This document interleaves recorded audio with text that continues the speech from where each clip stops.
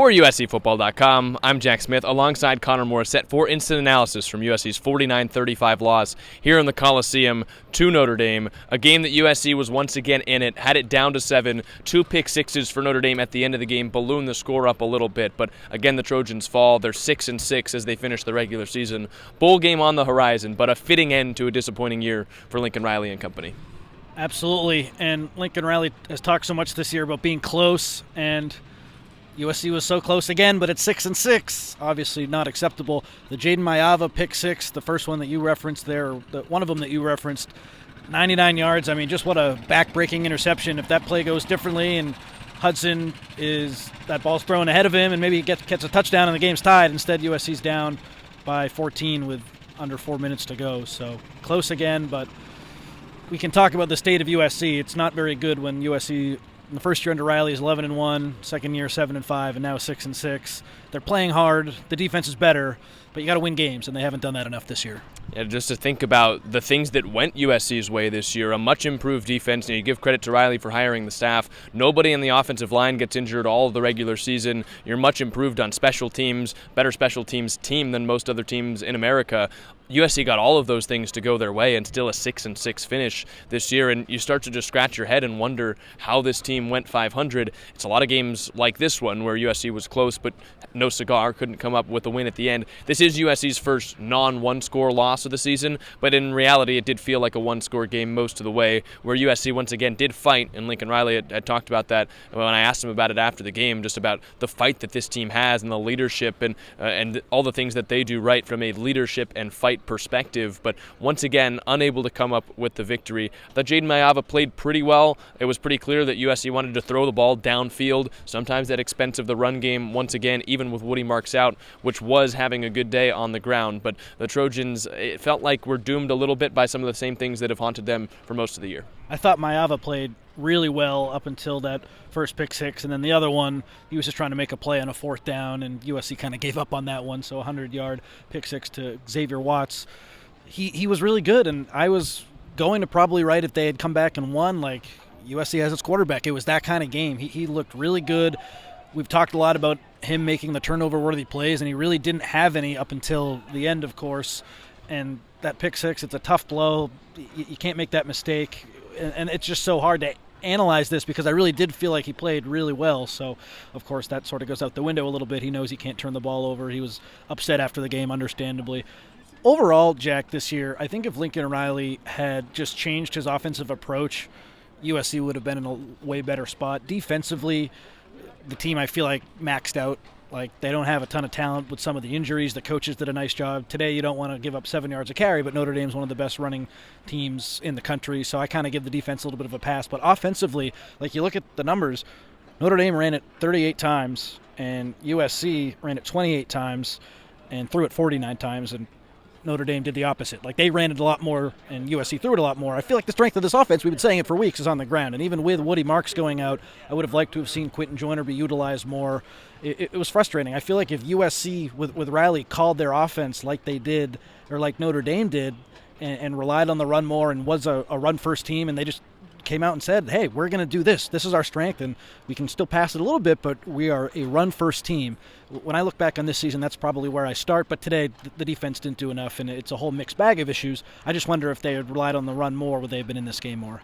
Yeah, and it's obviously, one domino affects the other. I was thinking about that Michigan game once again, and seeing Michigan today beat Ohio State. It's a tough team to beat when they're running the ball as well as they were, but USC had stopped Michigan for most of the second half. Like, if they get that one more tackle or they stop Kalel Mullings on one of those plays on the final offensive drive for Michigan, that team's 3-0 coming out of a bye week. You feel like they probably don't drop the game to Maryland or Minnesota. Then you're 5-0 facing Penn State here at home, a game USC almost won regardless. Just the way that USC's season could have gone this year, we're not making excuses, and of course 6-6 season is unacceptable for a guy like Lincoln Riley in his third year, but I think you're right. He's at the root of the problem for the way he called the offense this season, because even with Quentin Joyner, the backup in, Woody Marks out for really the first time all year, USC continued to run the ball well. Joyner was averaging over 7 yards per carry. Brian Jackson on the last drive, of course, with Notre Dame defending the pass, was running the ball well. Where did USC finish at in terms of yards per carry today? It was another fantastic day with the offensive line and running the football. The problem has just been the amount of times that USC's run it. I don't know if there was a game outside of maybe the Nebraska game where it felt like USC ran it enough. They were 7 yards a carry. Notre Dame was 6.8, so USC on paper was better. But those runs at the end by Jackson certainly inflated a little bit. But let's look at Quinton Joyner. 10 carries for 83 yards. Woody Marks getting hurt in this game meant Joyner had a bigger role. I feel like he should have had a bigger role all season, Jack. He is a really, really good back. Couple fumble issues with him, so that is a concern. But when he's had the ball in his hands, good things have happened for the most part. So, again, I sort of go back to what I said before. Like, there was an opportunity for USC if they switch their offensive identity to win more of these games, and I think that's the common denominator. Of course, it's not one thing, and you can't just say, like, if they had done this differently, who knows what the record would be, but I think that's the biggest issue, and it just seems like Riley, for whatever reason, he's an air raid guy. It's how he just got into football with coaching at Texas Tech and then East Carolina. Like, he's set in his ways, and I think that came back to bite USC this season. I think Woody Marks is the best running back, we've said it, that Lincoln Riley has had at USC.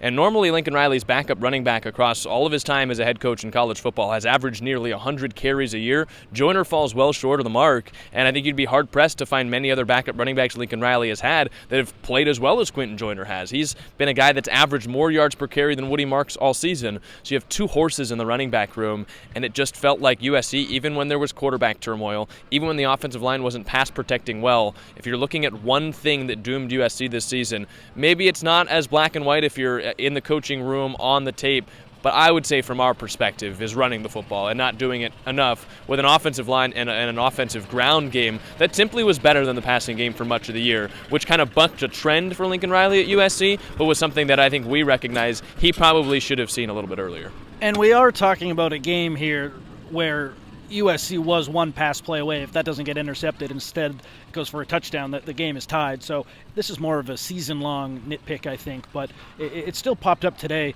Some of the second half play calls, Jack, I just thought were questionable. And we're saying run the ball more, but then I think Jaden Maiava checked out of a pass play on 3rd and 10 in the second half, and USC ran it with Brian Jackson. Like, that doesn't really make a whole lot of sense to me, even if it was Maiava audibling out of that play. Like, we see Walker Lyons get used a lot. We see Brian Jackson get used a good amount today, which I feel like he probably deserved it with Woody Marks coming out. But, like, in high leverage situations, those guys were getting the ball, and I don't know if those are the best options right now, two true freshmen. But either way, just this game leaves a bad taste in your mouth because for another week, USC had a chance to win. This wasn't the one-score game at the end, as it probably should have been, but I mean, it's the same old story with this team. They're close, and they were competitive with a really good Notre Dame team who came in with the number one passing offense or defense. And Jaden Maiava did have a good game before the 2 pick sixes, but like, they're not good enough to overcome the mistakes they make, and that's been the story all year. Yeah, and the defense has normally covered up some of the offensive mistakes. That wasn't the case today. So we are talking about a day where USC scored more points than anyone has against Notre Dame this season by a large margin. It was 24 before USC put up 35 today. They outgamed Notre Dame, almost had 600 total yards, a bit inflated with those last couple drives and the pick sixes for Notre Dame, but it was probably USC's best offensive day of the year since, in a big game at least, since LSU, but it still just wasn't good enough, and this is kind of the one game where the defense has let USC down. Mentioned the defense for USC last season gave up 34 points per game. This was the first time all season they've allowed more than 34 points all season. It was 35, and then the 2 pick sixes at the end for the Fighting Irish. And we can end this on a positive note. I think defensively, that coaching staff, home run hires by Lincoln Riley. And let's see how they close out the 2025 recruiting class coming up on Wednesday when the early signing period starts. If they can lock down Jakeem Stewart, maybe a couple other guys, you'll feel like there's some positive momentum on the recruiting trail. I thought the offensive line was awesome today, Jack. Yeah. That group has gotten so much better. We all remember the Michigan game where they weren't getting out of their stances, the 2 tackles, and that was a nightmare performance. And then Michigan turns around and beats Ohio State today. That front is just hard to play against no matter what team you are. Like, that they were still giving Ohio State fits. So the progress that the offensive line's made has been significant. I don't know how to assess Jaden Maiava right now. I have to go back and watch the game, but my immediate thoughts on him were like, yes, the pick sixes were bad, but I thought he played exceptionally well today. And I don't know if I can definitively say he's the quarterback next season, but I don't feel bad about him. I think I feel kind of good, so that's probably a step in the right direction. They got to improve with their roster building. They need to do a better job in the transfer portal getting impact players. They got to recruit better, so we'll see what happens Wednesday. And then the play calling on offense, that's got to change too, and I think Lincoln Riley at 6-6 will have to make some changes, but we'll see.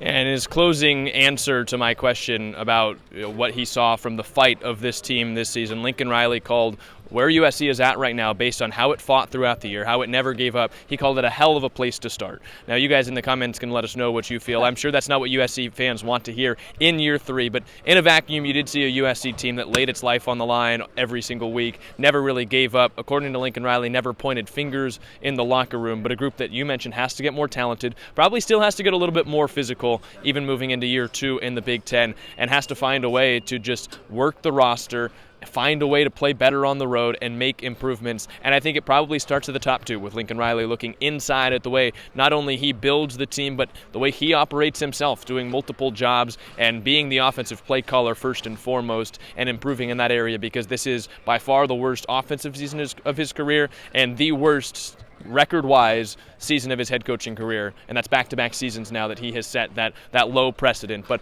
for USC, certainly a disappointing season. Regular season end here against Notre Dame, 49-35 in the final game the Trojans play at the Coliseum. They will have a bowl game, so you have those valuable weeks to start for next season. But in year 3 under Lincoln Riley, we've said it all season long, not where the Trojans want to be. And we do feel for you USC fans that have followed and simply have to sit tight and wait another year for USC to take that leap. Absolutely. And the most frustrating part of this year, I think, Jack, is like Matt Leinart tweeted about it. I thought he nailed it. What's the identity of this team?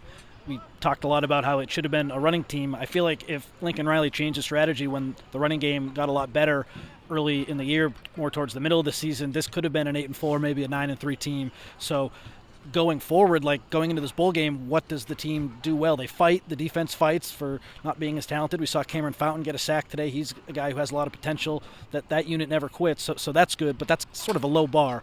Offensively, it's Lincoln Riley. That's his bread and butter. The identity right now is a team that passes the ball too much and isn't good enough at it, and that's an unfortunate reality for this group, and that's why they're 6-6. So I think building an identity for next season, that's probably one of the – winning games is the number one priority, but establishing an identity, getting back to either what Lincoln Riley does well or changing his tune, I think that's priority number one. Yeah, and if the identity is culture and being a team that's together in the locker room, you need to see a better effort from teams at the end of games, being able to close out tough games, play better on the road, be more disciplined, and deal with atmospheres. So there's a lot of questions still there for USC. But we want to thank you guys all season for tuning in to Instant Analysis all year. There obviously still is the bowl game, but it's still up in the air whether we'll be able to cover bowl practices. So if this is the last time the two of us sign off together, we want to thank you guys for tuning in all year long, and we want to hear from you in the comment section. See you guys leave a like and subscribe. But for Instant Analysis, Connor Morrissette, I'm Jack Smith. Thank you guys for watching. We'll see you next time. Make sure you're checking out USCfootball.com for more.